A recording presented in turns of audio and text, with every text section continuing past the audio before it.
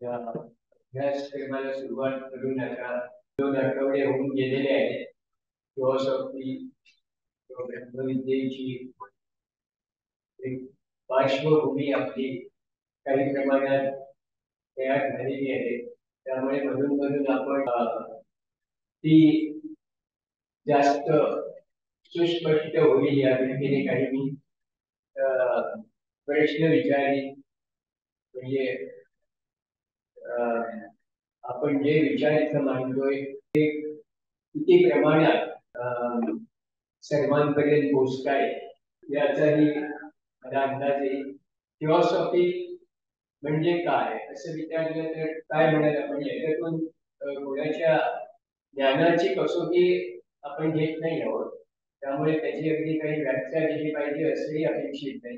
पण सर्वसाधारणपणे आपल्याला त्या बाबतीत काय समजलंय एवढंच फक्त स्पष्ट करायचं हे अपेक्षित. कोणीही ज्याला वाटेल आपण हे व्यक्त करू शकतो आणि करायला हरकत नाही. त्यामुळे मी असं कोणाला खास करून विचारत नाहीये, पण सर्वसाधारणपणे त्यामुळे विचारायला चालना मिळते आणि सगळे त्या दृष्टीने जास्त लक्षपूर्वक आहेत कारण तसाही अनुभव आहे. त्यामुळे लोकांचा सहभाग वाढतो. म्हणून फक्त तर फिलॉसॉफी म्हणजे काय, स्टडी ऑफ कंपॅरेटिव्ह रिलीजन आपलं ते दुसरं ऑब्जेक्ट आहे, उद्दिष्ट आहे. Study of comparative religion science and philosophy त्या दृष्टीने आपल्या त्या उद्दिष्टापैकी ते एक आहे. पण हा स्टडी कशासाठी करायचा तेच आपण आपलं प्रधान उद्दिष्ट आहे का? म्हणून फिलॉसॉफीला डिव्हाइन विस्डम असं म्हटलं.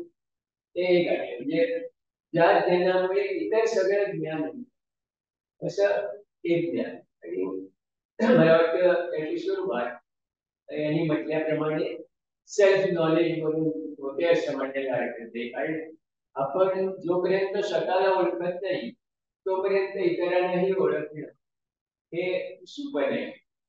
त्यामुळे ते मूलभूत अशा स्वरूपाचं ज्ञान आहे की जे आवश्यक आहे. ज्ञानाच्या बाबतीत आणखी एक म्हटलंय की ज्ञान 2 प्रकारचं असतं. एक पराविद्या आणि दुसरी अपराविद्या. अपराविद्या म्हणजे काय तर जे आपण दुसऱ्याकडून शिकतो ते, आणि पराविद्या म्हणजे जे आपण स्वतःहून शिकतो. म्हणून ती परा म्हणजे मोठी विद्या किंवा श्रेष्ठ विद्या की ज्याच्यापासून इतर सगळ्या विद्यांचा जन्म झालेला आहे. म्हणजे त्या दृष्टीने सुद्धा जसं आपण म्हटलं की डिव्हाइन विस्डम हे सगळ्या ज्ञानाच्या उगमापाशी आहे, तसंच हे पराविद्येच्या बाबतीत म्हणतात. म्हणजे जसं ट्युशन आणि इंट्युशन आपण करत असतो. ट्युशन ही आपण दुसऱ्याकडून, इंट्युशन ही आपल्या स्वतःच्याच अंतःप्रेरणेने आपल्याला जे ज्ञान होते त्याला आपण इंट्युशन ती जागृत करणं. म्हणजे यांनी म्हटल्याप्रमाणे बंद बाटलीचं बुच कोणीतरी उघडलं पाहिजे म्हणजे आज जे साठलेलं आहे ते समजतं. किंवा कृष्णमूर्ती शिक्षणाच्या बाबतीत असं म्हणायचं की education is not something to be put in to the brain of a student, but to bring out what is there inside. त्याच्या मेंदूमध्ये आपल्याला काही आपलं ज्ञान भरवायचं नाही. शिक्षण म्हणजे जी आपली सर्वसाधारणपणे समजूत असते. कारण छोट्या मुलांना काय समजतं, मोठ्याने त्याला ते शिकवायचं असतं कारण मोठ्याने इतका अनुभव घेतलेला असतो आणि त्या अनुभवातून ते जे शिकलेले असतात ते मुलांना शिकवायचं असतं. म्हणजे ती कल्पना फक्त आपल्या चालू जन्मापुरती मर्यादित असल्यामुळे आपण तसं म्हणतो. पण बरेचदा असं असतं की जे वृद्ध असतात त्यांचा आत्मा तितका वृद्ध असेल असं नाही, आणि जे तरुण असतात त्यांचा आत्मा अगदी बाल्यावस्थेत असतो असंही नाही. तो पुष्कळ अनुभवी असू शकतो कारण त्याची पुष्कळ इन्कार्नेशन्स झालेली असते. तर ही पार्श्वभूमी लक्षात घेऊन आपल्याला फिलॉसॉफीच्या या दिव्य ज्ञानाकडे किंवा डिव्हाइन विस्डमकडे पाहायचं आहे. म्हणजे जे आपल्या अंतर्यामी आहे त्याला बाहेर येण्यासाठी जी सुरुवातीची प्रक्रिया आहे कोणीतरी हे त्याला खिडकीला का होईना ओपनिंग दरवाजा खिडकी ही करून दिली पाहिजे. तर हाच आपला ह्या कोर्सचा उद्देश आहे की आपल्यामध्ये काय आहे अंतर्यामी त्याचा निदान आपल्याला पत्ता लागला पाहिजे. तर आपण ते शोधण्याचा प्रयत्न म्हणजे पत्रावर पत्ता असला तर ते पत्र योग्य ठिकाणी जाऊ शकते. त्यामुळे ते सुरुवातीच आहे काय आहे कुठं आहे याची आपल्याला जाणीव होण्याच्या दृष्टीने ते आवश्यक. त्या दृष्टीने आपल्याला फिलॉसॉफीची किती उद्दिष्ट आहे त्याचा अभ्यास करणं हाही त्याचाच एक भाग आहे. तर बाहेर तुम्ही लक्षपूर्वक पाहिजे असेल तर ही आपली 3 उद्दिष्ट त्या ठिकाणी निर्देशित केलेली आहे. त्यातलं पहिलं उद्दिष्ट काय आहे ज्यांनी हे वाचलं असेल त्यांना कदाचित लक्षात येईल की to form the nucleus of universal brotherhood हे आपलं पहिलं उद्दिष्ट आहे. आता टू फॉर्म म्हटलंय म्हणजे हे काहीतरी आपल्याला निर्माण करायचं आहे. काय निर्माण करायचं आहे ते न्यूक्लियस ऑफ युनिव्हर्सल ब्रदरहुड म्हणजे युनिव्हर्सल ब्रदरहुड आपल्याला निर्माण नाही तर त्याचा न्यूक्लियस फॉर्म करायचा. Universal brotherhood is a fact असं म्हटलेलं आहे. पण त्याचा आपल्याला अनुभव येण्याच्या दृष्टीने ज्यांना त्याचा अनुभव घेण्याची क्षमता आहे त्यांनी ते केंद्र स्थापन केलं पाहिजे. म्हणजे महात्म्याने असं म्हटलंय की where 2-3 persons come together in my name and work I am there. किंवा थिओसॉफिकल सोसायटी ही जोपर्यंत असे मोजके सभासद सुद्धा अस्तित्वात आहे तोपर्यंत तिला कोणत्याही लोकांनी हवं नाही. म्हणजे that is the importance of nucleus. हे जिवंत केंद्र जर असेल तर मग ते चिरकाल आणि त्याची जी काही क्षमता असते म्हणजे त्याच्यामधून सर्वत्र जाणारे जे काही प्रवाह असतात मग ते त्याचं तेज असेल विचार प्रवाह असतील त्याचा जो प्रभाव असतो तो सर्वत्र पसरतो. जसं आपण वेगवेगळ्या प्रकारे आता पूजा करतो पूजेमध्ये ते गायत्री मंत्राचा उल्लेख आहे.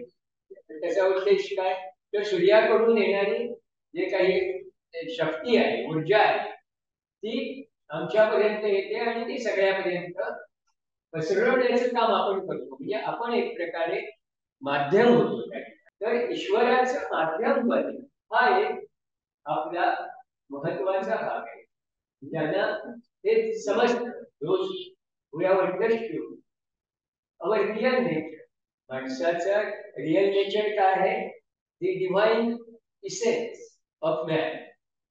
हा देह नाही किंवा हे मन नाही तर तो जो मूळ हे आहे त्याच्यापासून आपली सुरुवात ज्याला थिओसॉफीमध्ये आपण मोनाड म्हणतो ईश्वरी अंश म्हणतो त्याच्यापासून ही सुरुवात झालेली आहे.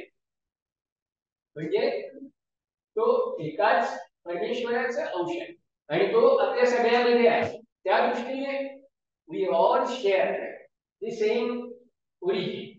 Even this is not only theoretical किंवा एकदम उच्च पातळीवरचं हे सत्य आहे म्हणजे बुद्धिक पातळीवर हे आपल्याला एकत्वाची जाणीव होते वगैरे यापुरतंच हे सत्य नाही. आणि इव्हन फिजिकली जरी तुम्ही म्हटलं तरी आता 5वा वंश आपण we all belong to the 5th race Aryan race आणि त्याच्यामधून वैवस्वत मनु आहे.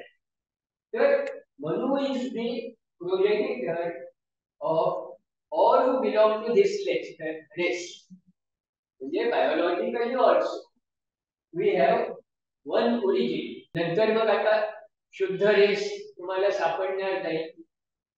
पूर्वीच्या रेसशी एकत्र येऊन वेगवेगळ्या संमिश्र वंश किंवा जाती ह्या निर्माण झाल्या.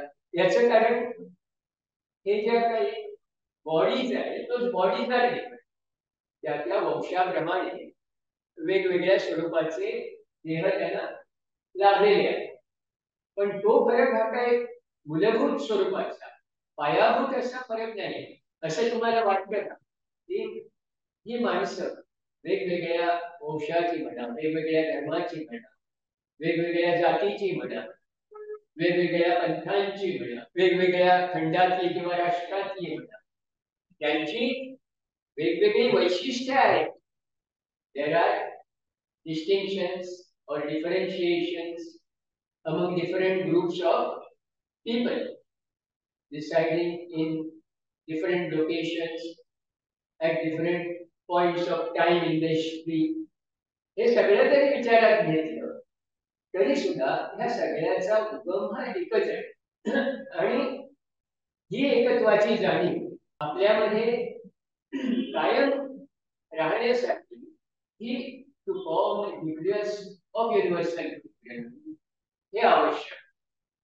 नाहीतर काय होतं बरेचदा we focus more on differences आणि मग त्याच्यातून काय होतं की I identify myself with those difference. म्हणजे कुठेतरी मी हिंदू आहे याचाच मला जास्त अभिमान होतो. ह्या बऱ्याचशा गोष्टी आहेत ज्या मानव निर्मित आहेत, निसर्ग निर्मित असल्या आणि हे जे काही फरक आहे त्याचा उगम हा जास्त मी स्वतःला इतरांपासून वेगळं समज ह्या जाणीवेमध्ये आहे. अगदी मानवाच्या सुरुवातीच्या काळाच्या काळात कदाचित त्याला व्यक्ती म्हणून स्वतःबद्दलचा हा अहंभाव तेवढा नसेल, पण ज्या टोळीचा तो सभासद होता, ट्राईब्स असायचे, तर त्याचं आयडेंटिफिकेशन त्या विशिष्ट टोळीशी असायचं. म्हणजे जसं प्राण्यामध्ये आपण पाहतो, कळपातले सगळे प्राणी हे त्यांना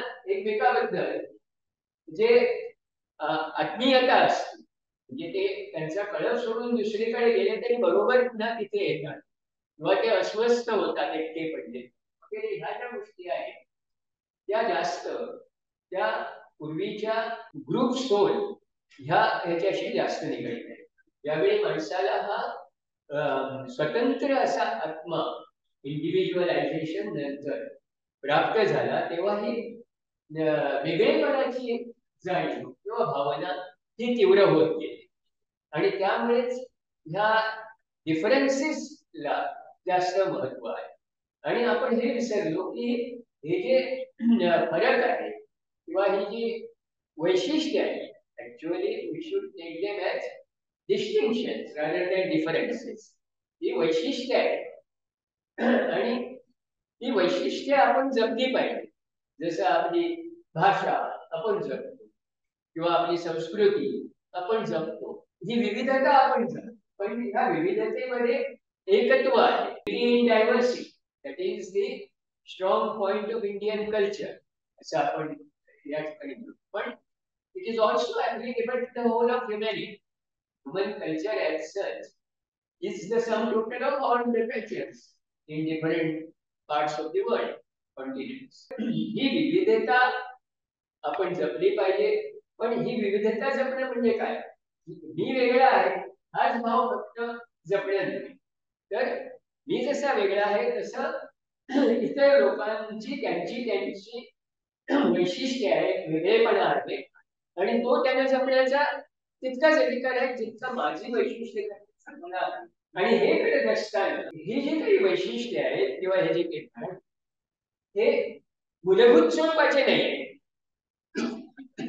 they are not the fundamental things. आणि त्यामुळे हे वरवरचे फरक मूलतः आपण सगळे आहोत ही भावना ही नेहमी टिकून राहिली. आणि म्हणून that is the importance of forming the nucleus of universal world. ही भावना असली तर काय होतं की दुसऱ्यांकडून आपल्याला काहीतरी घेता येण्यासाठी हे नेहमी जाणीव असते. म्हणजे आता फिलॉसॉफीची स्थापना झाली तेव्हा मास्टर्सची योजना काय होती? ईस्टर्न जी काही फिलॉसॉफी आहे त्याची ओळख वेस्टर्न वर्ल्डला झाली पाहिजे.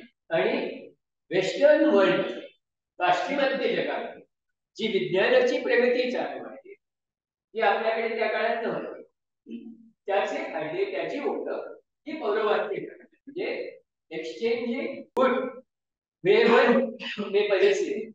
It is not the exclusive possession of some section of the human, एखाद्या देशात एखाद्या गटाने ते प्राप्त केलं तर ते सगळ्यांच्या बरोबर शेअर करण्याची वृत्ती पाहिजे. नाहीतर विज्ञानाचे फायदे काय? ॲटॉमिक एनर्जी ज्याचं आपल्याला ज्ञान झालं तर त्याचा उपयोग केवळ ॲटम बॉम्ब बनवण्यासाठी केला तर त्याचं काय झालं? मानवतेला काही फायदा झाला का? नाही.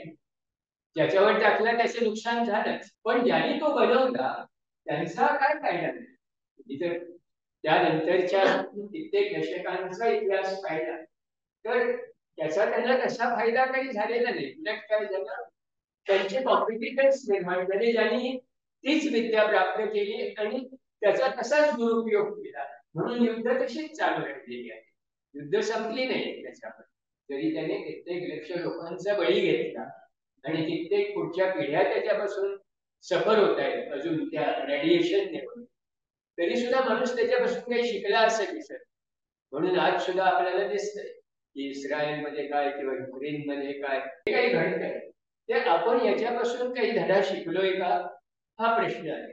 ह्या डिफरन्सेस ना जितकं आपण जास्त ग्लोरिफाय करू तेवढ्या प्रमाणात हे आपल्या समस्या त्या टिकणाऱ्या, त्यामुळे त्याच्या मागची ही जी काय एकता आहे, युनिटी आहे, ही आपल्याला जितक्या प्रमाणात जाणवत राहील त्या प्रमाणात ज्यांना ती जाणवते त्यांनी ती जागवली पाहिजे आणि त्याचा प्रसार केला. हे पहिलं जे उद्दिष्ट आहे आपल्या सोसायटीचं, ते ज्यांना हे पटलंय त्यांनी एकत्र आलं पाहिजे. आपल्या पुढचं नुसतं ठेवून ते चालणार, तर जितक्या जास्त लोकांपर्यंत ते जाईल तितकं ते झालं पाहिजे. तर असे छोटे छोटे तयार केली आणि त्याच्यातून आपल्याला न्यूक्लियस ऑफ युनिव्हर्सल ब्रदरहूड हे स्थानिक पातळीवर तयार होती. आणि त्यांनी म्हटलंय की ज्या ज्या ठिकाणी अशी लॉजिस कार्य करतील त्या ठिकाणी तुम्हाला त्याच्या असमंतामध्ये फरक पडत असलेला दिसायला, पण तेव्हा हे तेवढ्याच त्या निष्ठेने श्रद्धेने हे कार्य घडलं तर, म्हणजे त्या कार्याच्या बरोबर ज्या सद्भावना असतात, जे सद्विचार असतात, त्याच्या लहरी ह्या असमंतामध्ये पसरल्या तर तो परिणाम घडणार. जर केवळ यांत्रिकपणे ह्या गोष्टी घडल्या की आपल्याला जसं आपण देवाची पूजा करते, षोडशोपचार विधी सगळ्या करायच्या, पण त्याच्यामध्ये आपण कुठे इन्व्हॉल्वमेंट त्याची असते का? आपण बरेच वेळा हे केल्यामुळे अमुक त्याचं फलप्राप्ती होते, पुण्य प्राप्त होतं किंवा संकट निवारण होतं, एवढेच आपले मर्यादित उद्दिष्ट असतं आणि त्यामुळे जे त्याच्यापासून अपेक्षित आहे ते कधी घडत.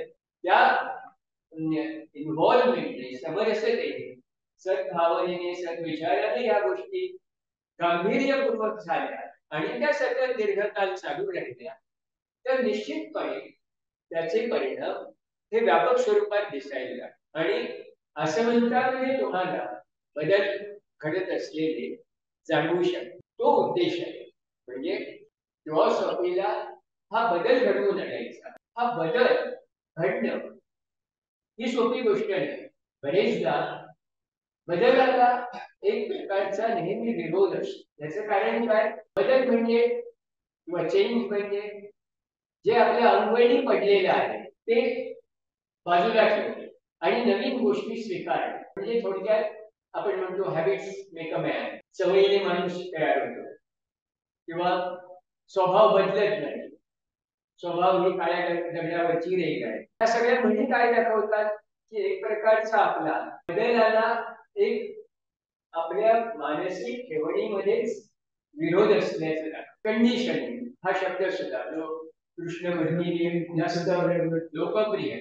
कंडिशनिंग म्हणजे काय? हेच आहे की विशिष्ट परिस्थितीमध्ये राहण्याची आपली प्रवृत्ती, त्या कंडिशन्स बदलायला आपण सहजासहजी तयार होतो किंवा विशिष्ट कंडिशन्सच्या आहारी जातो. म्हणजे त्या कंडिशन्स असल्या तरच आपण सुखी असतो किंवा स्वास्थ्य अनुभवतो. कंडिशन्स नसल्या तर आपण अस्वस्थ होतो. आता समजा मला पंख्याशिवाय माझं काम होत नसेल तर I have got use to that facility किंवा कन्व्हिनियन्स. ती नसली तर मला अस्वस्थ व्हायला लागतं किंवा माझं काम होत नाही किंवा माझं लक्ष लागत नाही, कॉन्सन्ट्रेशन होत नाही. म्हणजे ह्या एक्सटर्नल कंडिशन्स माझ्या अंतर्गत गोष्टी ह्या अवलंबून ज्यावेळी राहायला लागतात त्यावेळी I become slave to the external things. सवयीचा भाग तो आहे. ह्या सवयी असू नये असं नाही, पण कम्फर्ट्स नसतील तर माझ्याकडून काम होत नाही अशी स्थिती असेल तर I have become condition. I have become dependent on those condition. I have lost my internal freedom to work under any conditions however different they may be than the existing. म्हणून कित्येकदा मला जाणून बुजून सुद्धा थोड्याशा गैरसोयीमध्ये अनकम्फर्टेबल अशा वातावरणामध्ये राहायचा सराव जर केला तर ती सवय तात्कालिक कारणासाठी का होईना होण्याची क्षमता माझ्यामध्ये. म्हणून कायम ठराविक कंडिशन्स मध्येच राहायची सवय हे पुष्कळदा आपलं स्वातंत्र्य मर्यादित करतं.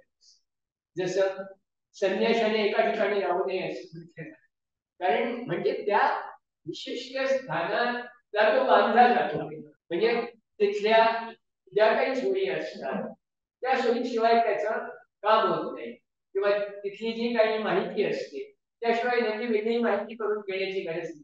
तिथली माणसं माहिती झाली त्याला समजा त्याचा चरितार्थ भागवण्यासाठी भिक्षांदेही म्हणून जायचं आहे, ठराविक घर ती आपल्याला बरोबर भिक्षा देणारे माहिती झालेलं असलं की तो तिथंच जाणार. त्याला अपेक्षित काय असतं, प्रत्येक दिवशी त्यांनी नवीन ठिकाणी जावं, म्हणजे त्या लोकांना देण्याची संधी एक प्रकारे त्यांच्यामुळे त्यांच्या ठिकाणी ती दानवृत्ती निर्माण होते. स्वामी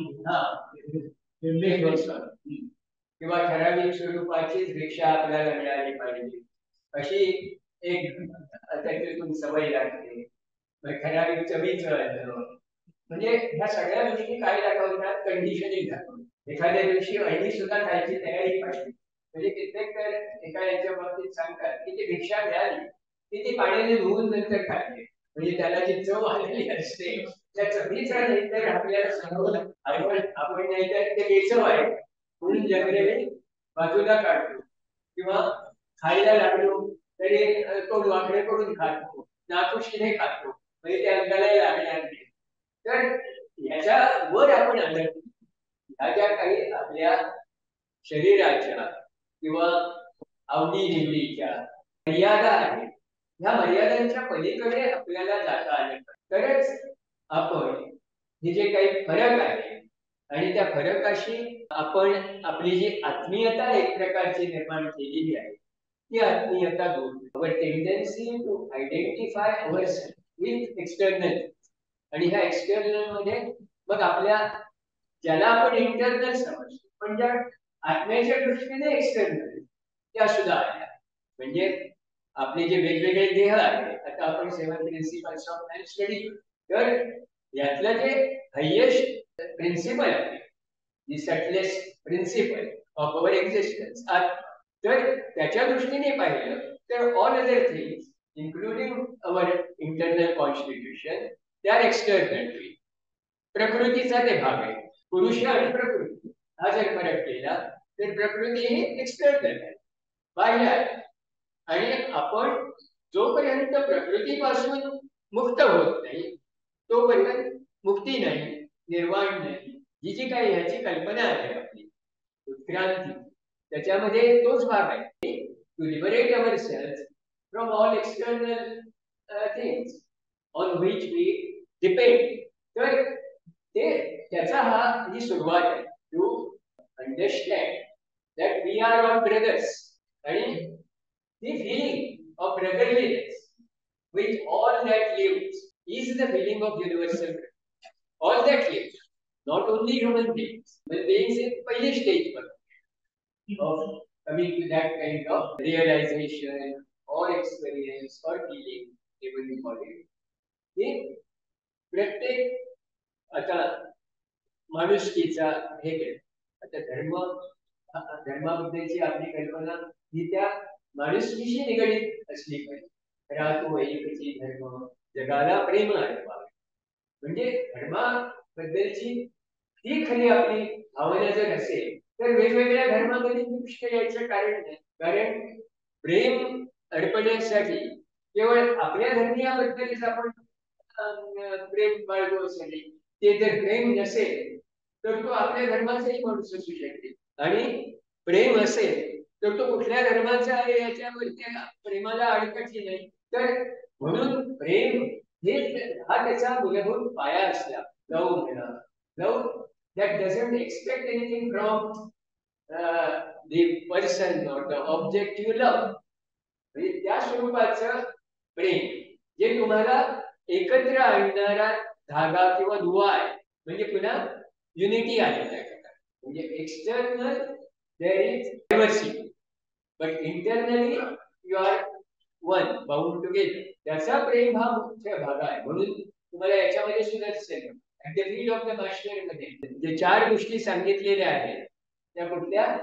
पहिली वैराग्य, दुसरं वैराग्य, तिसरं सदाचार, आणि चौथी कुठली आहे? मुमुक्षुत्व आहे, जी शंकराचार्यांनी सांगितलेलं आहे. पण at the feet of the master मध्ये मुमुक्षुत्वाच्या ऐवजी लव हा शब्द ते सोडलं तर it just like what Shankaracharya has said in साधन चतुष्टयामध्ये सांगितलेलं. पण हा लव हा भाग का आला त्या ठिकाणी हा विचार करण्यासारखा प्रश्न आहे. मुमुक्षत्व मध्ये मला मुक्त व्हायचं आहे. मला म्हणजे इतरांपासून मी स्वतःला बेसिकली वेगळा समजतो. म्हणजे माझा स्वतःचा उद्धार हा मला अपेक्षित आहे. इतरांचं काही त्याच्याशी मला फारसं कर्तव्य नाही. मग त्या ठिकाणी व्हेर इज लव? प्रेम कुठे गेलं इतराबद्दलचं? कल्पना चांगली आहे की माझा आत्मिक उद्धार झाला पाहिजे, मी निर्वाणाप्रत गेलं पाहिजे, हे ठीक आहे. पण ह्याला स्वरूप कसं आहे? एक स्वार्थी महत्वाकांक्षीचं स्वरूप, की इतरांपेक्षा मला कुठेतरी अशा इतरांपेक्षा मला वेगळं, म्हणजे पुन्हा ते वेगळे पण आलं. इतर लोक आहेत तिथे राहिले तरी मला त्याचा फरक नाही जाणवत. मला माझा आत्मोद्धार झाला, मी कुठेतरी वेगळ्या त्या जगामध्ये पोहोचलो. स्वर्ग म्हणा किंवा what ever you call it. म्हणजे मला आजच्या परिस्थितीपेक्षा वेगळ्या परिस्थितीची ओढ आहे, आकर्षण आहे.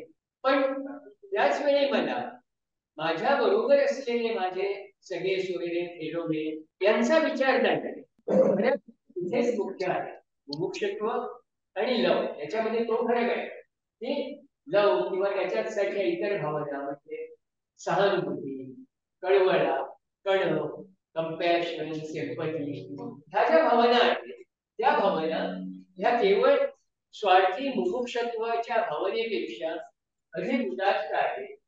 आणि तुम्हाला जी फिलॉसॉफीमध्ये उत्क्रांती अपेक्षित आहे त्या उत्क्रांतीकडे देणार आहे. कदाचित जोपर्यंत माणूस आजच्या इतका उत्क्रांत नव्हता त्यावेळी त्याला मुमुक्षुत्व हे एक मोठं त्याच्या पुढचं प्रलोभन, त्याच्यामध्ये ती जागृती आणण्यासाठी की मला माझा विकास करून घ्यायचा आहे. पण ह्या विकासामध्ये मी जरा थोड्या उंचीवर पोहोचतो त्यावेळी माझा दृष्टिक्षेप हा सगळ्या असमंतांना माझ्या कवेमध्ये घेण्या इतका ज्यावेळी व्यापक होतो, ज्यावेळी माझी दृष्टी अशी विचार होते व्यापक होतो, त्यावेळी मला आतापर्यंत जे दिसत होतं त्यापेक्षा जास्त दिसायला येतात. मग माझा उद्धार हा इतरांच्या उद्धारापासून पूर्णपणे अलग नाहीये हे मला जाणवायला. मी इतरांशी सुद्धा कनेक्टेड आहे, संबंधित आहे. त्यामुळे जर माझाच उद्धार झाला आणि इतर आहेत तिथे राहिले तर मी फार पुढे जाऊ शकणार नाही, कारण मी त्यांच्या बरोबर बांधलेला आहे. हे ज्यावेळी माझ्या लक्षात येतं त्यावेळी इतरांच्या उद्धारासाठी सुद्धा मला झटलं पाहिजे हे लक्षात आलं की ती to form a nucleus of universal बंधन याची कशी गरज आहे हे आपल्याला त्या ठिकाणी लक्षात येतं. की नाहीतर माझा उद्धार, माझी प्रगती ही मर्यादित. त्यामुळे it is connected with the evolution of the whole of humanity because I am one with all, and when I say I am one with all humanity त्या स्टेजला मला नंतर त्यापेक्षा ज्यावेळी माझी दृष्टी व्यापक होते त्यावेळी हे लक्षात येतं की लाईफ इज वन. नुसतं ह्युमॅनिटी इज वन नाही, तर even life is one. The same life is shared by all living beings. मग ते माणसं असोत किंवा पशु असोत किंवा वनस्पती असो किंवा ज्याला आपण निर्जीव समजतो ते खनिज संपत्ती. म्हणजे दृष्टी ज्यावेळी इतकी व्यापक होते, आपण ज्यावेळी इतके संवेदनशील होते, माझ्यामधलं चैतन्य हे त्यांच्यामधल्या चैतन्याशी निगडित आहे. फक्त माझा विकास अधिक झाल्यामुळे ते चैतन्याचं प्रकटीकरण हे अधिक खुलेपणाने आणि व्यापक स्वरूपात होऊ शकते. त्यांच्यामध्ये ते चैतन्य त्याचा विकास तेवढा झालेला आहे आणि त्यामुळे ते तितकं विस्तृत नाही, व्यापक नाही, पण माझ्यामध्ये ते जास्त व्यापक आहे.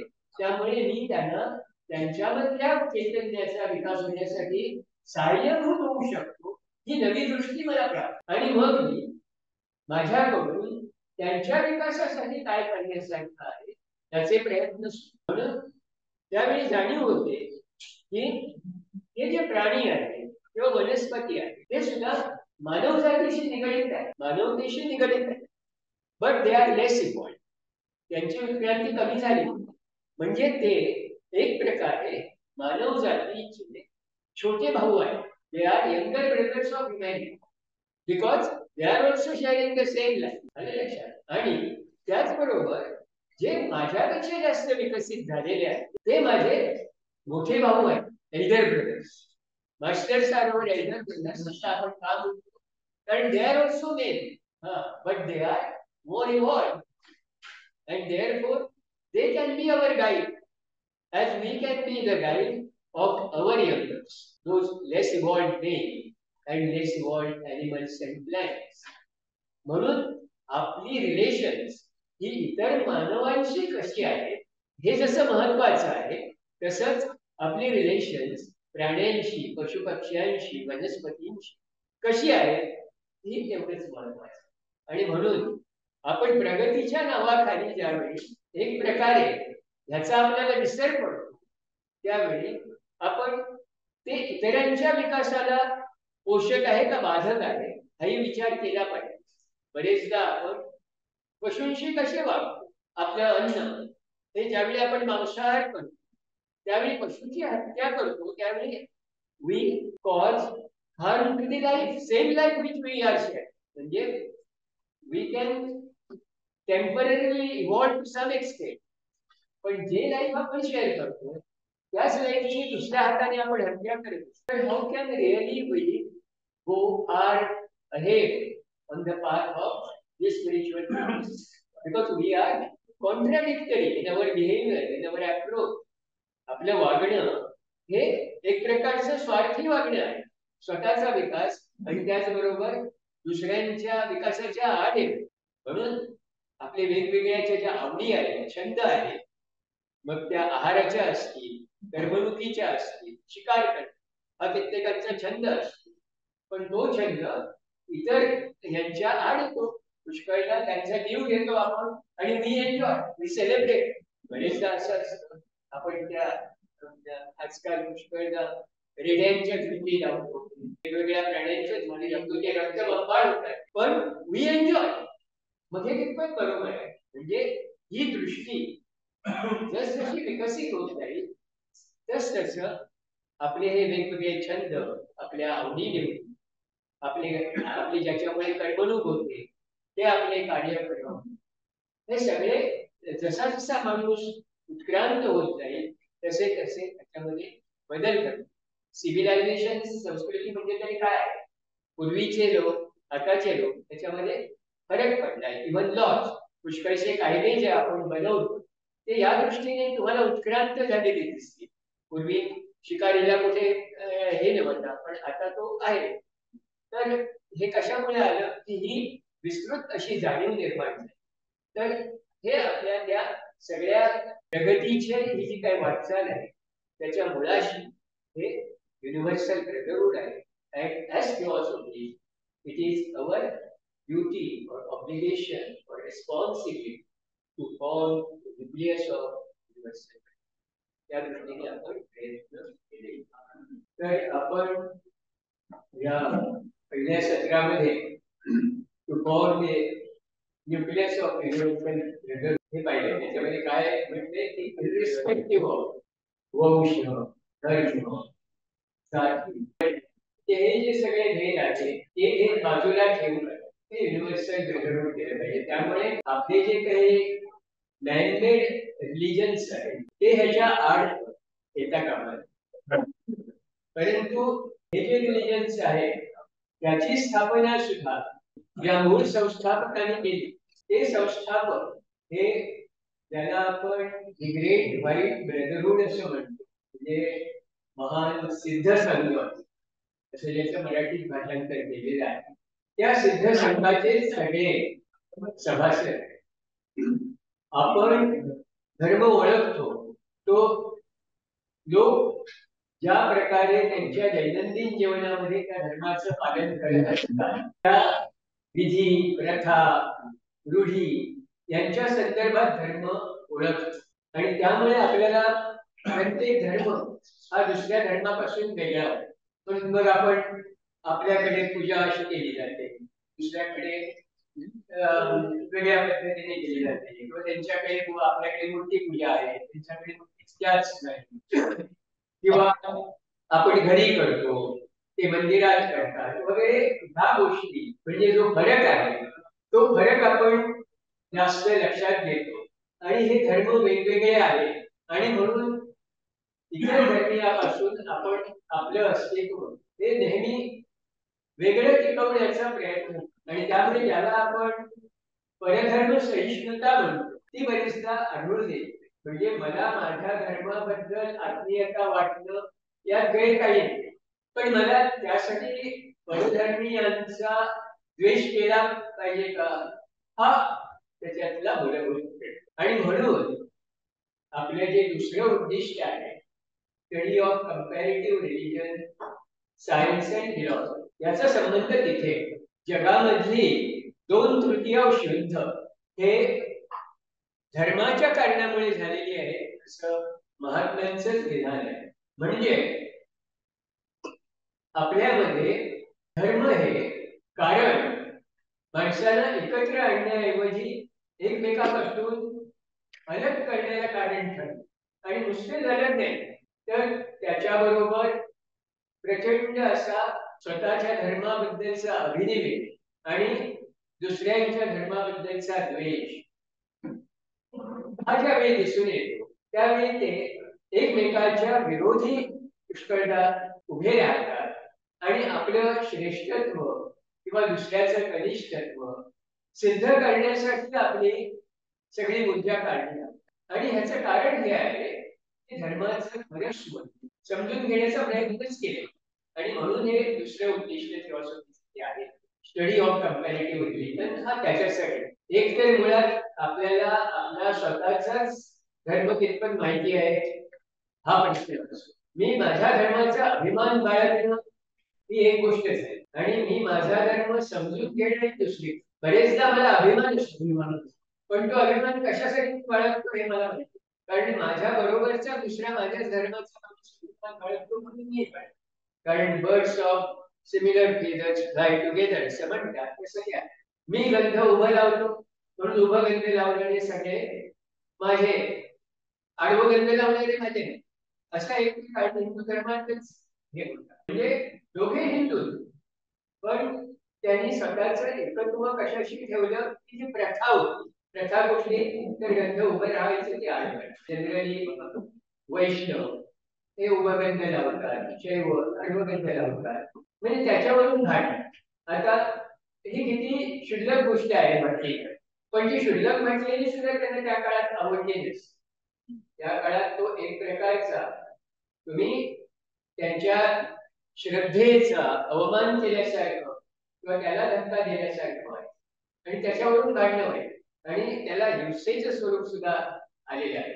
हा केवळ एक प्रकार नाही, हे दीर्घकाळ आणि अनेक भागामध्ये आणि अनेक मानवी गटामध्ये चालू असलेला हा प्रकार.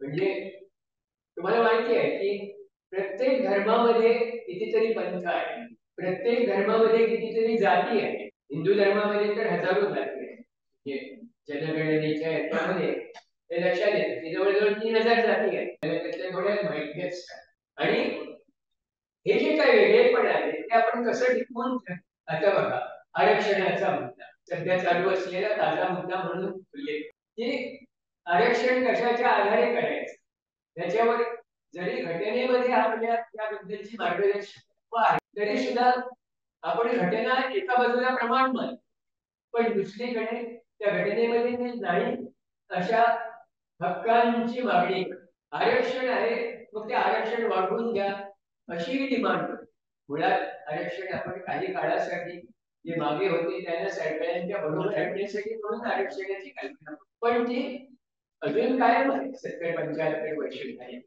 ती का झाली कारण आपले ते वेगळेपण हे टिकवायचं आणि ते वेगळेपण आपल्या मर्यादित स्वार्थी ह्याच्यासाठी वापरायचं म्हणजे सगळ्यांचा उद्धार झाला पाहिजे या कल्पनेने ती आरक्षणाची कल्पना आहे पण प्रत्येक आरक्षकाला वाटतं की ते माझ्या उपयोगी पडलं पाहिजे माझ्या हिताचं असलं पाहिजे आणि जे माझं आहे ते दुसऱ्याचं नाही त्यामुळे ते दुसऱ्याच्या अहिताचं असतं तरी सुद्धा ते झालंच पाहिजे असं मला आहे त्यामुळे मग वेगवेगळे प्रवाह निर्माण होतात आज आपण बघतो की ज्यांना आपल्या जातीची जाणीव नसते ते सुद्धा मग मी मराठा मी ओबीसी मी धनगर मी आदिवासी ही आयडेंटिटी त्याच्यातून सुरू होते की स्वतःच्या नसलेल्या हक्काची एक प्रकारे आपण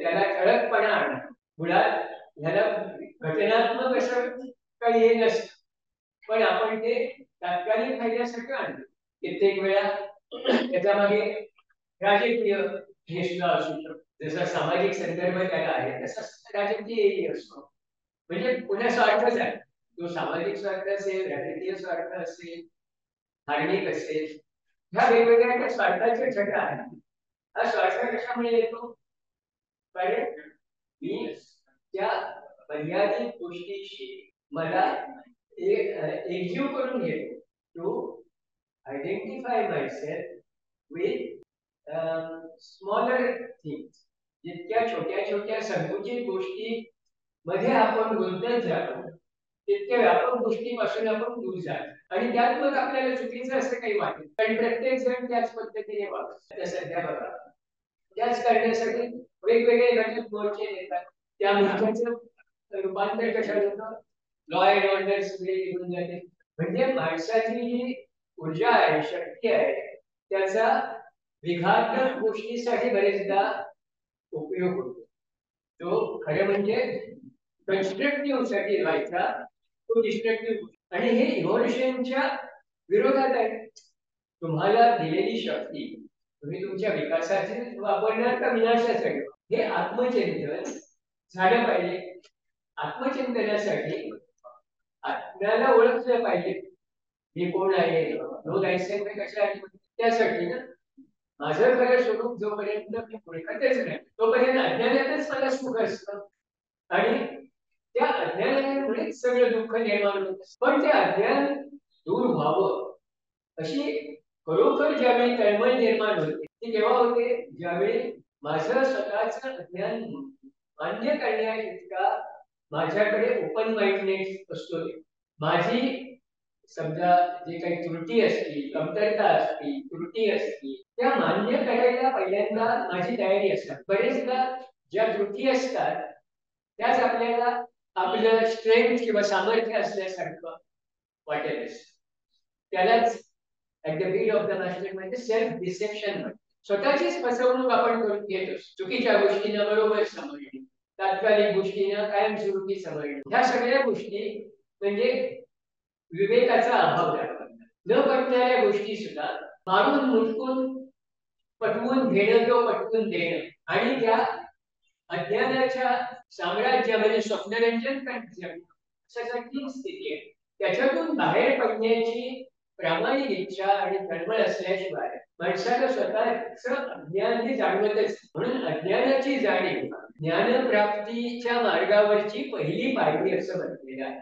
माझ्या ठिकाणी अज्ञान आहे जोपर्यंत मी मान्य करत नाही तोपर्यंत ज्ञान मिळवलं म्हणजे सत्य काय आहे हे समजून घेणं हे होत नाही आपल्याला. सत्यान नास्ति परो धर्म हे थिओसॉफीचं वेदवाक्य आहे ते ह्याच्यासाठीच आहे की खरं काय आणि खोटं काय हे पहिल्यांदा आपल्याला जाणवलं पाहिजे. म्हणजे त्याच्या आधी परसेप्शन आपण बघतो ते प्रामाणिकपणे बघतो का. बरेचदा आपलं पाहणं हे सुद्धा निवडक असतं, सिलेक्टिव्ह असतं. म्हणजे आपल्याला जे पाहायचं असतं तेच आपण शोधत जे दिसतं ते सगळं आपण ग्रहण करत नाही. तर त्यातलं मला जेवढं पाहिजे असतं तेवढं मी बघतो. जे मला नको असतं ते दिसलं तरी मी टाळतो बघणे. त्याचीच सर्ती स्वतःचीच फसवणूक करून घेणं. म्हणजे आपली ज्ञानेंद्रिय आपल्याला ज्ञान देण्याऐवजी त्या ज्ञानेंद्रियांचा उपयोग मला जे आवडतं तेच पाहायचं, मला जे पसंत आहे तेच पाहायचं, अशी एक आपली सवय आपल्याला लागून गेलेली असते. त्यामुळे ह्या सवयी जोपर्यंत आपण बदलत नाही आणि सत्याविषयी खरोखरच आपल्या मनामध्ये आवड निर्माण होत नाही, असत्याची खरोखर चीड निर्माण होत नाही, तोपर्यंत यात बदल होणार. तो बदल घडण्यासाठी हे जे आहे सेकंड ऑब्जेक्ट आहे ते त्याच्यासाठी कंपॅरेटिव्ह हा दृष्टिकोन, तुलनात्मक दृष्टीने पाहण्याचा दृष्टिकोन हा याच्या बाबतीत तुलना म्हणजे तुमची माझी तुलना नाही, तर आपण या गोष्टी सत्य म्हणून स्वीकारलेल्या आहेत. धर्म आहे, तत्वज्ञान आहे, विज्ञान आहे, सत्याकडे जाण्याचे हे आपले मार्ग आहे.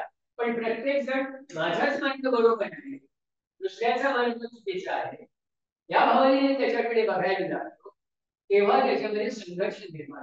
धर्मामध्ये का गोष्टी येतं, का संघर्ष होतो, का लढाया होतात, कारण माझा धर्म बरोबर आहे, माझा देव हा खरा देव आहे, ह्या भावनेने यावेळी आपण त्यावेळी अशा प्रकारचे संघर्ष निर्माण होतात. हे कशामुळे होतात? अज्ञानामुळे. ते अज्ञान केव्हा दूर होईल? ज्यावेळी आपण उघड मनाने प्रामाणिकपणे खुल्या दिलाने सत्य काय आहे हे जाणून घ्यायचा प्रयत्न करते. म्हणून हा कंपॅरेटिव्ह स्टडी मला पहिल्यांदा माझा धर्म नीट समजून घ्यायचा आहे. हिंदू धर्म काय आहे आपल्याला माहिती आहे, सनातन धर्म काय आहे ते का आपण फक्त ज्या काही हिंदूंच्या प्रथा विधी रीतिरिवाज आहेत त्यालाच धर्म म्हणतोय. ही दुसरी गोष्ट जास्त संभवली आहे. फार थोड्या लोकांना खरोखर धर्माने काय सांगितले हे माहिती. इतर लोकांना फक्त वाडवडिलांनी जे केलं तेच मला पुढे चालू ठेवायचं, किंवा माझ्या जातीचे लोक माझ्या समाजातले लोक जे करतात तेच मला केलं पाहिजे. त्या देवळात मी जातो त्याच देवळामध्ये माझ्या मुलाबाळांनी सुद्धा जायला पाहिजे. सत्यनारायण म्हणजे त्यातलं सत्य आपण बघत नाही, नारायणही बघत. सत्यनारायण मात्र आपल्या मनात म्हणजे ती केवळ एक रूढीवच किंवा त्याच्याशी संबंधित असे जे काही कायदे आहेत म्हणजे ते पुन्हा अंधश्रद्धेनेच निर्माण झाले. कारण त्याच्यामध्ये सांगितलेलं आहे की ही पूजा तू केल्यास की तुला ही फलप्राप्ती होईल. आपण हे बघत नाही की आतापर्यंत किती लाखो लोकांनी पूजा केल्या आणि त्याला किती फायदा. आपण त्याच्यामध्ये पूजेने जे सांगितलंय ते फायदा आपल्याला मिळणार तसं गणित धरून ती पूजा, आणि पूजा करणारा हा पुरोहित असतो, त्याचा धंदा त्याचं जीवन त्याच्यावर लागतं. त्यामुळे तो तुम्हाला कधी त्या पुस्तकामध्ये जे काही सांगितलंय त्याच्या बाहेर काही सांगायला नाट्य करणार. बऱ्याचशा धर्माबद्दलच्या गैरसमजुती ह्या धर्माच्या प्रथा चालू ठेवण्याची जबाबदारी ज्यांच्यावर आहे ते धर्मगुरू, आचार्य, पादरी, मौलवी कुठल्याही धर्माचे त्या त्या लोकांच्या हातामध्ये जे काही वंश परंपरेने चालू आले अधिकार आहेत ते टिकून ठेवण्याची स्वाभाविक हे काय धर्मामध्येच नाही, आता राजकारणामध्ये सुद्धा आपल्याला मी आमदार असते तर माझा मुलगा आमदार झाला पाहिजे या दृष्टीने मी तयारी चालू ठेवतो. माझा चांगला कार्यकर्ता आला पाहिजे, मला माझे ते हे चालू ठेवायचे.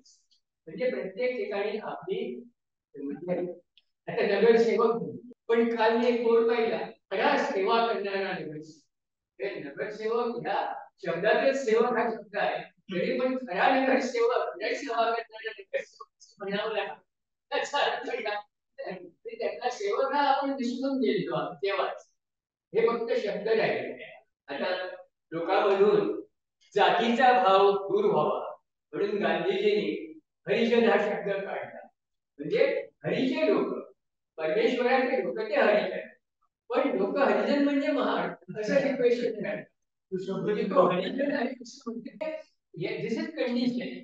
म्हणजे आपल्यामध्ये परंपरेने चालू आलेल्या त्या गोष्टी इतक्या दृढ घट्ट ठरलेल्या असतात की शब्द बदलले तरी आपण बदलत नाही. आपण त्या शब्दाचे अर्थ सोयीस्कर बदलून टाकतो. इतका तो आपल्या याच्यामध्ये रक्तामध्ये भिनल्यासारख्या ह्या गोष्टी आहेत. परंपरेने आपल्यावर किती पगडा बसवलेला आहे हे याच्यामुळे लक्षात येण्यासारखं.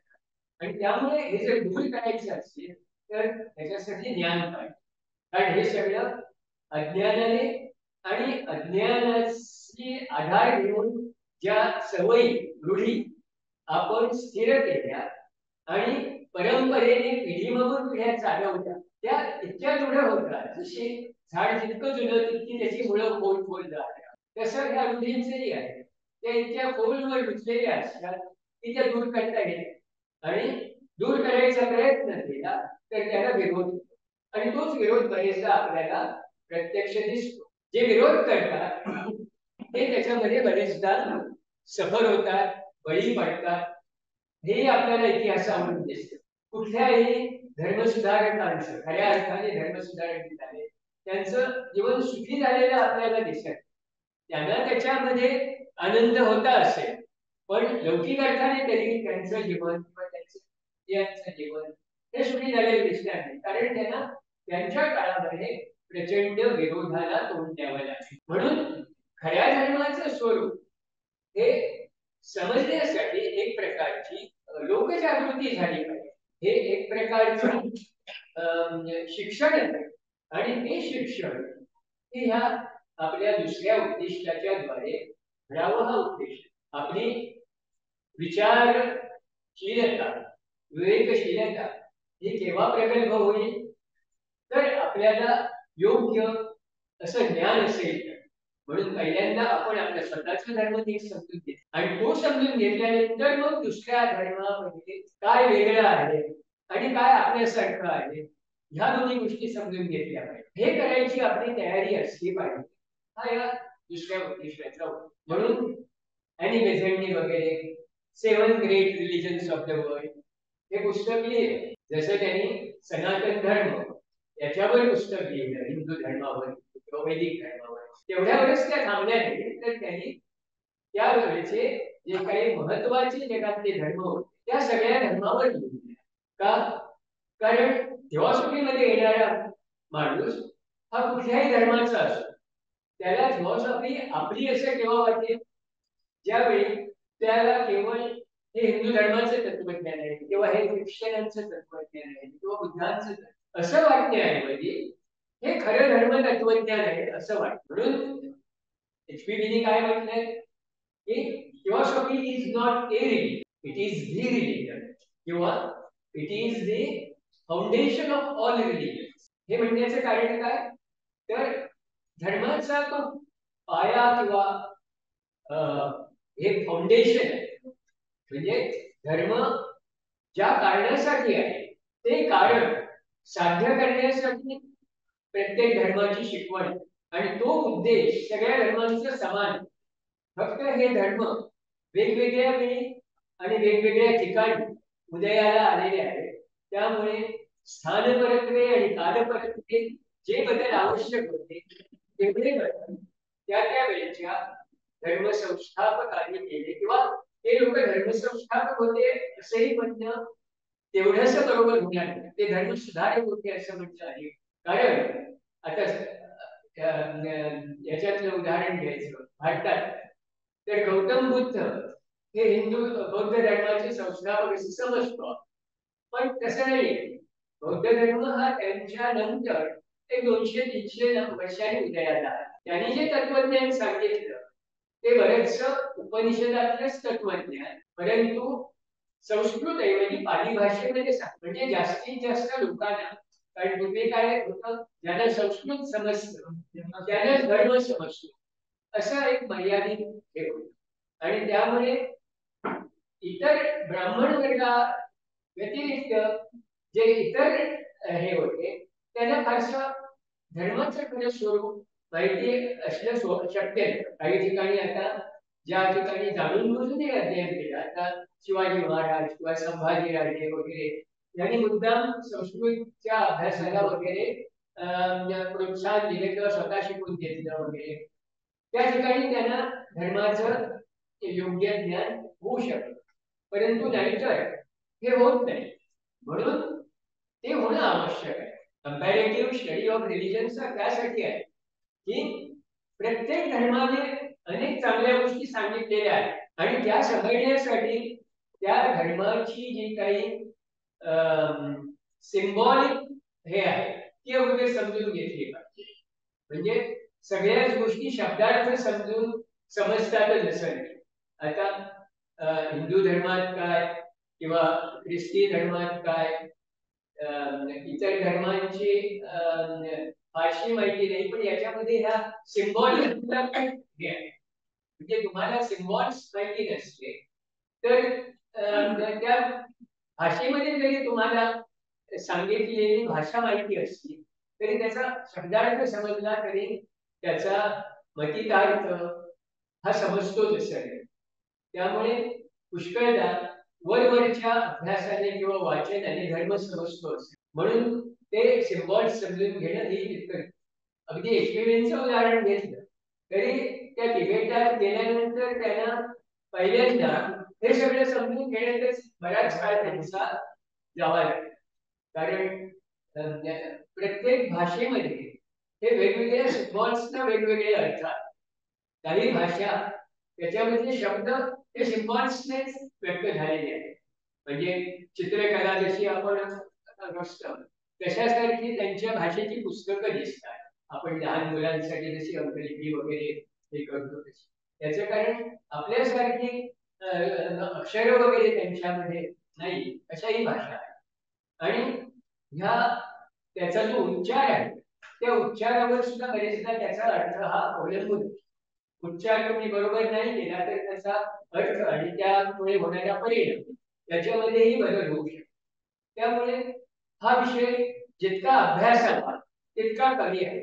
त्यामुळे स्वतःचा धर्म समजून घेणं हेही सोपं नाही आणि दुसऱ्याचं समजून घेणं तर हे त्याहीपेक्षा अवघड. आणि मुळात त्यासाठी आपल्या मनाची तयारी असणं हे त्याहीपेक्षा अवघड. त्यामुळे तो हे जे सेकंड ऑब्जेक्ट आहे त्याच्यातला हा धर्माचा भाग जितका महत्वाचा आहे तितकाच भाग फिलॉसॉफी आणि सायन्स ह्याला आहे. कारण काय आहे की हे तीन मार्ग सत्य जाणून घेण्याचे मार्ग. फिलॉसॉफी तत्वज्ञान त्याने सुद्धा ज्ञानयोग जो आहे त्याच्याशी निगडीत असा हा भाग फिलॉसॉफी. आपली वेगवेगळी आता हिंदू धर्माचं उदाहरण घ्यायचं झालं दर्शन आहे, शब्द दर्शन, हे वेगवेगळे प्रकार आहेत तत्वज्ञानाचे अप्रोचेस. जसं आपण म्हणतो अद्वैत तत्वज्ञान, विशिष्ट अद्वैत तत्वज्ञान, द्वैत तत्वज्ञान, हे वेगवेगळे सेम ते शोधण्याचे वेगवेगळे मार्ग आहेत. ज्याला जे जास्त तीव्रतेने जाणवतो त्या मार्गाने जातात. आपण जसं म्हणतो की all main are different. They are born on different rays. हे रेस म्हणजे काय आहे की तुमच्या स्वभाव वैशिष्ट्याशी ते निगडीत आहे. टेम्परामेंट प्रत्येक रेशी निगडीत अशी टेम्परामेंट तशी वेगवेगळी माणसं असतात. कोणाला भक्तियोग आवडतो, कोणाला कर्मयोग आवडतो, कोणाला ज्ञानयोग आवडतो. त्यामुळे हे भेद आपल्याला दिसतात. इव्हन वेगवेगळे पंथ लिहिण्याची कारणं सुद्धा बेसिकली ती असतात. पण नंतर मुळात हा जो त्याचा पाया आहे तो पाया विसरला जातो आणि माझाच पंथ श्रेष्ठ वगैरे असं वाटतं. There is no other path असं म्हटलेलं आहे. म्हणजे कारण प्रत्येक पाथ हा मुळात वेगळा नाहीच. तो एकाच ठिकाणी जाणाऱ्या त्या ज्याला जसं सोयीस्कर वाटेल, सोपं वाटेल, सुलभ वाटेल तसा निवडलेला तो मार्ग आहे. त्यामुळे सुरुवातीला ते मार्ग वेगवेगळे वाटतात. जसं डोंगराच्या शिखरावर चढायचे तर कोणी या बाजूने चढेल, कोणी डोंगराच्या पलीकडच्या बाजूने चढेल, डावीकडून कोणी उजवीकडून. पण चारी ठिकाणावरून जाणारे लोक जसे जसे वर जातील तसे हळूहळू एकमेकाच्या जवळ यायला लागतात. and at the final point they come to the same destination. तसे हे वेगवेगळे तत्वज्ञानाचे प्रकार आहेत. आता जसं आपल्याकडे षट दर्शन आहे हिंदू धर्मात, जैन धर्मामध्ये 10 दर्शने सांगितलेली आहेत. तसे वेगवेगळे हे मार्ग प्रत्येकाच्या बुद्धीला आणि वृत्तीला मानवेल त्याप्रमाणे त्याने सुरुवात त्याने करणार. ज्याला जे सोपं वाटतं त्या मार्गाने त्यांनी जावं. ही अगदी स्वाभाविक वृत्ती आहे. अगदी लहान मूल सुद्धा आपण पेपर सोडवताना परीक्षेमध्ये काय करतो, 10 प्रश्न असले तर त्यातले 6 सोडवायचे असतील तर त्यातले सगळ्यात सोपे 6 प्रश्न निवडून काढतो. 6 पैकी पहिला लिहायला घेतो तो त्या 6 मध्ये सगळ्यात सोपा असलेला पहिला. तर जे सोपं आहे सुलभ आहे ते करण्याकडे आपली प्रवृत्ती असते. पण याबरोबर हेही लक्षात घेतलं पाहिजे की ज्या गोष्टींचा आपल्याला सराव झालेला असतो त्या नेहमी आपल्याला सोप्या वाटतात. ज्याचा सराव नसतो किंवा ज्याबद्दल आपण अनभिज्ञ असतो ते आपल्याला नेहमी अवघड वाटत असतं. त्यामुळे अभ्यासाचं महत्व आहे. अभ्यास हा म्हणजे सतत करण्याची गोष्ट आहे. एखादी गोष्टीला अभ्यास म्हणजे आपण अकॅडमिक स्टडी किंवा शालेय अभ्यास या दृष्टीने परीक्षा पास होण्यासाठी करतो, तसा तो मर्यादित नाही. तर अभ्यास हा एक प्रकारचा व्यासंग आहे. एखादी गोष्ट दीर्घकाळ कळणं, त्याच्यामध्ये खंड न पडता अखंडपणे कळणं आणि ती श्रद्धापूर्वक कळणं हा अभ्यास आहे. तसा हा कंपॅरेटिव्ह स्टडी झाला पाहिजे. तितक्या खोलात आपण गेल्याशिवाय त्यातले बारकावे आपल्या लक्षात येणार, त्यातली साम्यस्थळं आपल्या लक्षात येणार. सगळे धर्म हे मूलतः एकच गोष्ट मानवतेला शिकवण्यासाठी आहे. फक्त काळानुरूप आणि स्थळानुरूप त्याच्यामध्ये बदल आलेले आहेत. हे जर हा आपण सगळ्या धर्मांचा इतिहास अभ्यासला आणि त्याच्या मुळाशी जायचा प्रयत्न केला तर आपल्याला लक्षात येतं. आणि मग दुसऱ्यांच्या धर्माबद्दल आपल्या मनामध्ये असलेल्या ज्या काही अडी असतात, जे काही दुरावे झालेले असतात, गैरसमज असतात, ते दूर व्हायला लागतात. आणि मग खऱ्या अर्थाने परधर्म सहिष्णुता ही नांदू शकेल. आणि ती जर नांदली तर आजकाल आपण जे पाहतो जी युद्ध, इस्रायलचं युद्ध, त्याच्या मुळाशी काय आहे तर, किंवा अफगाणिस्तानमध्ये जे चाललं त्याच्या मुळाशी काय आहे, किंवा याच्या पूर्वीची सुद्धा महायुद्ध होऊन गेल्यानंतर सुद्धा युद्ध थांबली नाही. जगाच्या वेगवेगळ्या भागात या ना त्या कारणाने युद्ध चालूच आहे. तर हे केव्हा समजेल की ज्यावेळी प्रामाणिकपणे आपण सत्य काय आहे हे जाणून घ्यायचा प्रयत्न करू, त्याच वेळी ते सत्यान्नास्ति परो धर्म हे आपल्या लक्षात येईल. म्हणजे धर्म तो आहे की जो तुम्हाला सत्याकडे घेऊन येतात. विज्ञानाने आपण सत्य समजून घेण्याचा प्रयत्न करत असतो, तर विज्ञान आणि धर्म हे परस्पर विरोधी होणार नाही.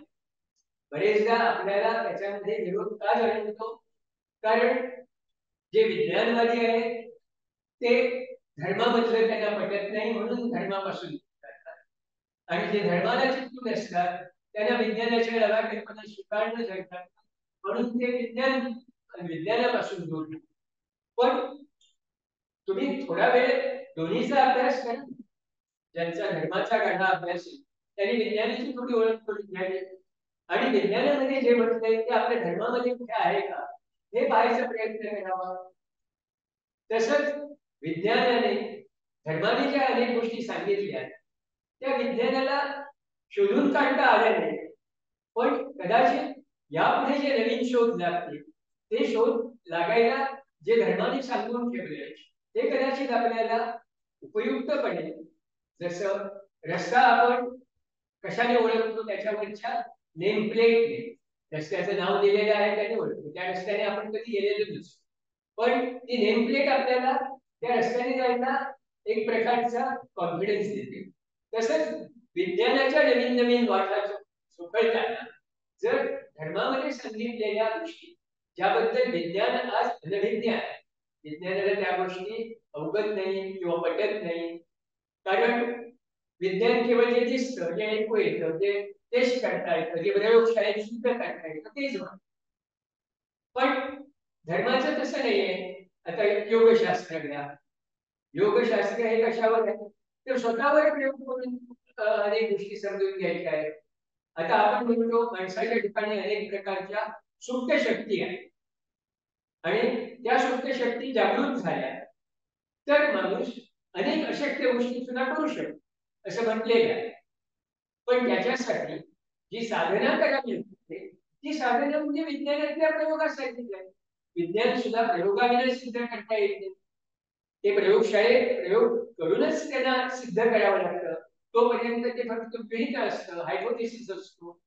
तसेच धर्माच्या बाबतीत फक्त धर्माच्या बाबतीत विशेषतः आरोग्यशास्त्राच्या बाबतीत जी प्रयोगशाळा आहे ती चार भिंतीच्या आतली प्रयोगशाळा आहे. तर ती आपल्याच अंतर्गतातली प्रयोगशाळा आहे. आपणच आपल्यावर प्रयोग करायचे, आपणच त्याचे अनुभव घ्यायचे, आपल्यामध्ये होणारे बदल समजून घ्यायचे आणि मग जे आपल्यामध्ये शुद्ध स्वरूपात आहे ते जागृत झालं तर आपल्याला त्या सिद्धी प्राप्त होऊ शकतात. ज्याला सिद्धी प्राप्त होऊ शकतात तो कदाचित त्याचे अनुभव सांगेल. ते अनुभव विज्ञानवाद्याला पटणार नाही. पण विज्ञानवाद्याला जर तशीच साधना करण्याची तयारी असेल तर कदाचित त्याला त्या शक्ती त्या आपल्यामध्येही आहेत याची खात्री पटवून घेता येईल. तर हा त्या सेकंड ऑब्जेक्ट जे आहे आपला त्याचा उद्देश आहे. Why comparative study of religion science and philosophy. तर यामुळे तुमची दृष्टी व्यापक बनते, तुमची संकुचित वृत्ती जाते, तुम्ही वेगवेगळे मार्ग चोखाळ्याची तुमच्यामध्ये तयारी येते. सत्य माझ्याकडे आहे म्हणून सत्य आणि दुसऱ्याकडे असले तर असत्य असं असू शकत नाही. सूर्याचा प्रकाश हा तो उगवला की सगळ्यांना मिळतो. तो काही खरं जे लोक आयुष्याला जाऊन अंधारात राहतात तेच फक्त अज्ञानात राहतात. इतर सर्वांना ते प्राप्त होतं. तसंच विज्ञानाचं आहे आणि तसंच धर्माचंही आहे, तसंच तत्वज्ञानाचंही आहे. तर हे मार्ग वेगवेगळे आहेत पण एकाच ठिकाणी आहे हे जाणून घेणं हा उद्देश आहे. आणि तिसरा ऑब्जेक्ट त्याचा उल्लेख माझ्या याच्यामध्ये आलेलाच आहे आता की निसर्गाचे असे अनेक नियम आहेत की जे आपल्याला त्याचा उलगडा होत नाही आणि ते आपण समजून घ्यायचा प्रयत्न जर केला तर आपल्याला निसर्गाची ओळख निसर्ग शक्तींची ओळख होऊ शकते. आणि हे निसर्गात आहे त्याचाच प्रत्यय आपल्याला आपल्यामध्येही घेता येईल. पिंडी ते ब्रह्मांडी किंवा त्याच्या ओळख असं आपण म्हणतो किंवा जे विश्वामध्ये आहे तेच माणसामध्ये आहे असं आपण म्हणतो. म्हणजे बीज स्वरूपामध्ये तीच अंतिम स्थिती प्रत्येक ठिकाणी आपल्याला अनुभवला आहे.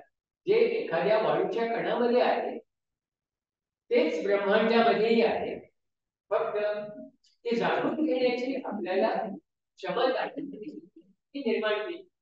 आता योगामध्ये अणिमा आणि महिमा अशा परस्पर वेगळ्या शक्ती सांगितलेल्या आहेत. म्हणजे छोट्यातल्या छोट्या गोष्टीचंही ज्ञान होणं आणि मोठ्यातल्या मोठ्या गोष्टीचंही ज्ञान. याच्यासाठी आपल्याला स्वतःची जाणीव त्याप्रमाणे भिन्न पातळीवर जर जागृत करता आली तर हे आपल्याला समजून घेता येईल. म्हणून हे पहिलं ज्ञान आहे की आपली जी सध्याची जाणीव आहे ती अत्यंत मर्यादित आहे. आणि ती मर्यादित का आहे तर ज्या देहांच्या माध्यमातून आपण हे सगळं जाणून घ्यायचा प्रयत्न करतोय ते देह पुरेसे विकसित झालेले नाही. म्हणून ते विकसित करणं ही आपली पहिली जबाबदारी आहे. म्हणून त्या विकासाला प्रत्येक मनुष्य मात्राला प्रवृत्त करणं त्या मार्गावर लावणं आणि आपल्यामध्ये विकसित होणारी जाणीव स्वतः पाहणं अनुभवणं आणि ती किती उत्कर्षमय आनंदमय प्रगतीपद हे समजून घेणं हा उद्देश आहे. फ्रॉम प्रोग्रेशन टू परफेक्शन असं जे म्हटलेलं आहे त्या परफेक्शनची आपल्याला पूर्णत्वाची आपल्याला ओढ लागली.